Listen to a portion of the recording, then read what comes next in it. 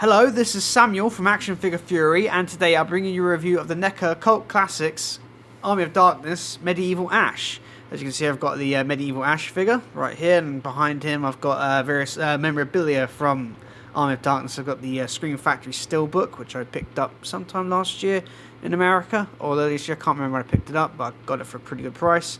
And of course I've got the, on this side here, I got the standard Scream Factory release of Army of Darkness. I can bring those in closer if we can have a look at them later on. And also at the back here I've got a recent pickup from the LFCC, the Graham Humphreys Army of Darkness poster. I've also got a Paul Shipper poster, which is the Scream Factory cover, but I haven't got that any sort of specifically framed, so I can't really show it off here. But you never know. I may do an Army of Darkness collection in the future of the stuff I've got, but this is the only figure I have from Army of Darkness, and it is probably the only one I really wanted. I know before NECA got the rights, McFarlane Toys produced a few figures, a bit Ash, which wasn't very accurate, and the Pit Witch and Evil Ash, and a few others. I think that was about it. And I know Palisades did a line way back when. But I know that NECA did two Ashes from Army of Darkness. Had this Medieval Ash here, which I'm a big fan of, and the Esmar Ash from one of the endings. They did those two. I'm hoping, NECA got the rights to Evil Dead 2. I'm hoping that at some point they will revisit Army of Darkness and give us a new, fully articulated Ash Williams figure. But this is one of my favourite Ash figures in my collection. I'll probably do an Ash overview this month as well, because October, so you never know. Anyway, let's have a good look at the figure on the display base here. Just give it a good look around. Actually, I probably will take the figure off. It's not too difficult to take off the base, but I'll show the figure off first. Hold on, I think I'm going to have to bring the camera up. Bear with me just a second. Let me just pause it. And we're back. I was just had to do a little re-edit, trying to fix the camera, see if it gets any clearer, and to fix the background as well. There's a hard time trying to focus, but I'll try and bring in the thing. Hold on. So we're having a hard time focusing my camera today. Hold on. Hold on. It's not really. There you are. Yeah, that's Bruce Campbell. As you can see, the likeness is absolutely excellent. Well, for 2006 when this figure came out, it's really, really good. I do like the eyes looking to the side, being slightly cautious, all the dirt on his face. I do love the scratches, which he has. He got a nice little scratch here and scratch across the lip. It's very much, had these sort of scratches as well in Evil Dead 2. Really, really nice. I do like the hair sculpt as well. Really dirty and wavy to the side. Looks really well done. And there's a nice wash to it as well, which is excellent. I do love the medieval outfit he wore in Army of Darkness. Let's try and focus on it. It's just, a bit of a pain in the backside. It looks really, really good. The sculpt overall, the outfit's really, really good. I do like the tattered sleeves here. You can see the wristwatch there and the cut across his hand, which also had, I think he got that scratch as well in Evil Dead 2. I'm not too sure. I can't remember. But I know this is set straight after the events of Evil Dead 2. This side here we got the awesome metal hand, robotic hand he has, which is really, really cool. I'll try and bring that in there. It just doesn't want to focus. Hold on. Oh, come on.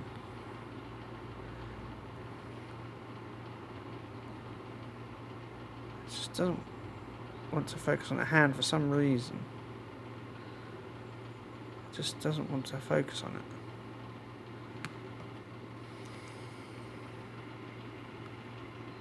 For some reason, it's just refusing to focus on the hand. Why am I moving my hands completely out of the way? There we are. That's it. Look at the detail on that.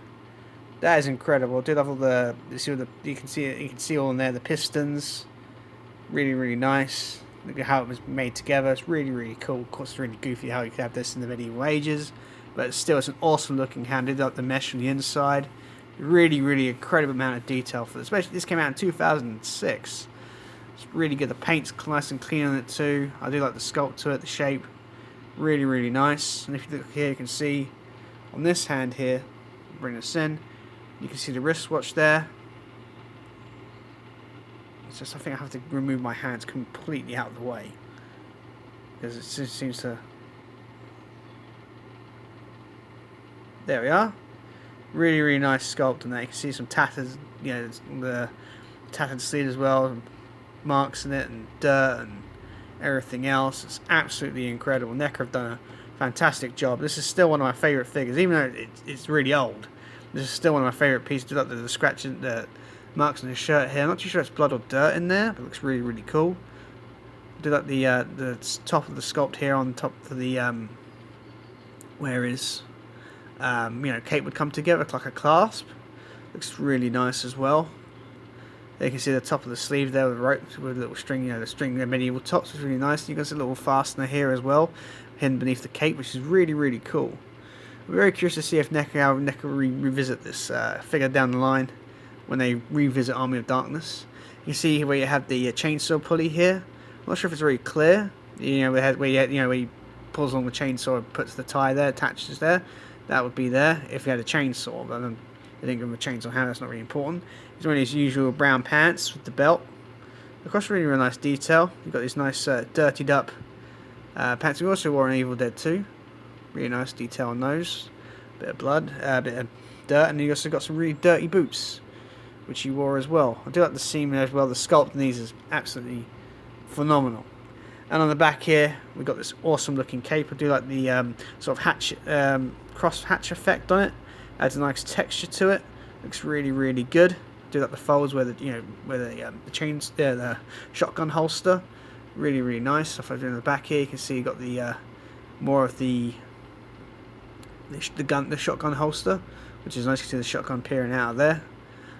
You see more of the pockets and everything else. It's really, the sculpt on this is incredible. I really do like this figure a lot. It's one of my favourites. I've shown the figure off. Maybe I'll show off the accessories. He comes with.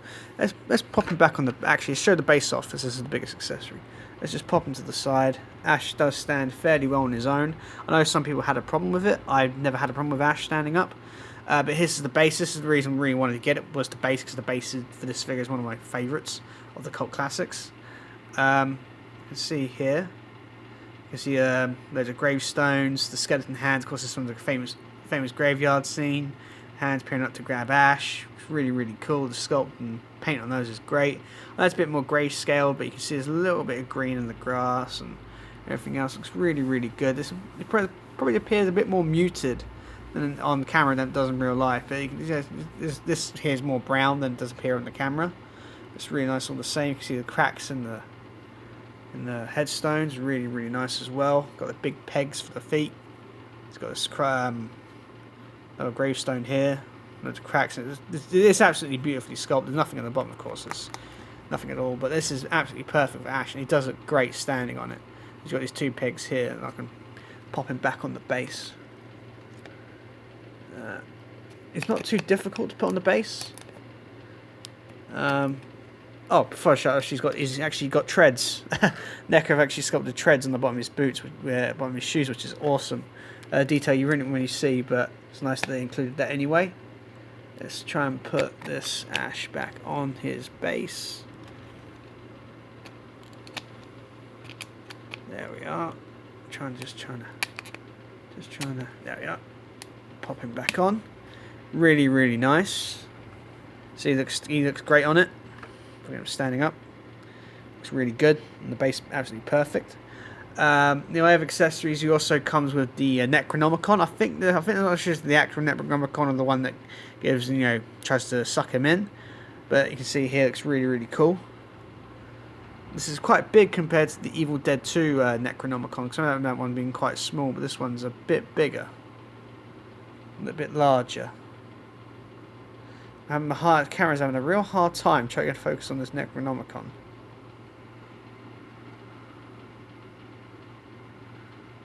Come on. Come on. There we are. You see there's a face in it. It's like a face in the eyes and mouth. You've got a tongue at the bottom, mouth down there. Nothing at the bottom. Back, just more like it's because made of bound with human flesh and human blood. Really good sculpt. Really nice. You see the page. It doesn't open anything. I know that for the Evil Dead 2 one, Hero Ash, which they're re-releasing, which I'm really excited about. It comes with a opening Necronomicon, so really happy with that. He can hold it. This hand's more designed to hold the shotgun, but this hand here, I think it's more designed to hold it. I think, I'm not too sure. I think he may hold. I'm not too sure. I've never got him holding the holding the Necronomicon. How I've displayed this Ash is I've usually just popped it on the gravestone like that, and it just works perfectly. His other accessory he comes with is interchangeable heads from the iconic scene where he gets sucked into one of the books. This is really, really cool. I do like the sculpt on this quite a lot. Really, really fun. It just has a hard time focusing on the face. Oh, there we are. See the eyes are going down like that. You can see the extended mouth, the teeth, the tongue, the bottom, what's underneath the tongue, I forgot what it's called. See you've got the extended scratches. It's really cool. There you can see between the actual face and the makeup. Really, really exaggerated. And of course, Bruce Campbell's got such an elastic face. It's great. Well, not as elastic as this, of course, but it's so well done. The hair sculpt's different as well. Nice wash on it and everything. You just pop this head off and pop this head on, but I usually just keep the standard head on because that's the way I like to display him. Really good. Has a pops on the ball joint there, so really nice. And my favourite one of accessories, of course, he has to come with his boomstick. This isn't the shortened version he had in Army and Evil Dead 2. This is the more, what you see in Army of Darkness is a much larger gun, and it pops into this hand here pretty darn well. If I just get him in here, just try and get that gun in the hand. I've never had any problems with him holding the gun, the shotgun. It's just trying to get it in there correctly and rotate it properly. Just bear with me a second here. There we are. There we are. No, not entirely yet. There we are. Bam. Got him holding the boomstick. So that's how you can have him on display. Like so. Holding the boomstick. Let's get that in there. Yeah. That's how he holds it. He holds it pretty darn well. He can't get any two-handed poses. Then again, he hasn't got much articulation. But he looks great in a one-handed pose like that, just holding it, more of a relaxed sort of thing like that. Looking cautious. That looks perfect. You can see the sculpt here is really nice. You've got the two barrels there. A bit hard to see, but you got them there. There you are. He holds it pretty darn well. The wood grain looks nice. The metal's nice. It's got a bit of dry brushing to it. It doesn't look fake. It doesn't look like plastic at all. It looks really, really authentic, and he holds it pretty darn well. And of course, this one accessory Ash must come with is a gun. Unfortunately, it don't come with interchangeable hand for the chainsaw. Then again, he didn't really use the chainsaw when he was wearing this outfit, so I can understand why I didn't include that. But that's all the accessories he comes with, and I'm very, very happy with this figure. I bought this figure a while ago on eBay. I think I got this one and another one for quite a good deal on eBay. I was quite lucky because this one goes for quite crazy money now. They did do a re-release of this figure with no base, but I wanted the one with the base, and I lucked out and got this one, so I'm very, very happy. Anyway, on to the articulation. Ash has a ball-jointed head. Both heads have a ball joint, so you can get a full range of motion out of that. It looks really cool. Get it, of course, to the side like that, on the other side, and full range of motion there. It's really nice. He has ball-jointed shoulders. I know these had the old clear, translucent plastic shoulders. I know these were quite dangerous. I've never had really a problem with these older ones. So he goes full arm like that, forward like that, back a bit as well. He has a swivel at the elbow, just like that, like so. And he has ball-jointed wrists, so you can get a pretty much range of motion out of those hands, which is nice. He has a swivel at the waist, and he has swivels at the ankles. As of course this is a NECA Cult Classic, the articulation isn't as much as as the standard articulation, but still this is a fantastic piece. As I'm a massive fan of Army of Darkness merchandise that the back shows in this figure, this is a must-have for me. And if you can find it for a reasonable price on eBay, I highly recommend this one.